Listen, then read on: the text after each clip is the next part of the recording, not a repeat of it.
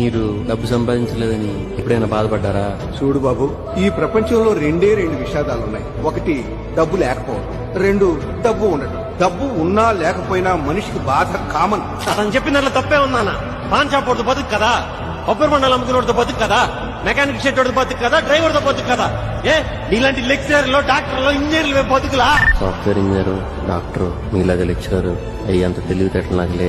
మిమ్మల్ని ఎవరైనా మీ పిల్లోడు ఎందుకు క్యాబ్ తోలుకుంటున్నాడని అడిగితే మా పిల్లోడు చదువు అవ్వలేదు, మరి ఏదో చేసుకోవాలిగా అని చెప్పండి నాన్న. మీరు సిగ్గుపట్టడానికి నేను దొంగతనాలు, జేబులు కత్తిరించడాలు చేయట్లేదు నాన్న.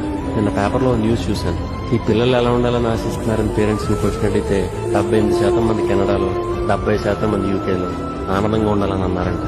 లైఫ్ లో సెటిల్ అవ్వాలి, డబ్బు బాగా సంపాదించాలి మాత్రం మన దేశంలో పేరెంట్స్ అన్నారంట. అసలు మీరంతా సంపాదనలో ఆనందం చూస్తున్నారు కానీ డబ్బు సంపాదనకి ఆనందానికి సంబంధం ఏడుంది నాన్న.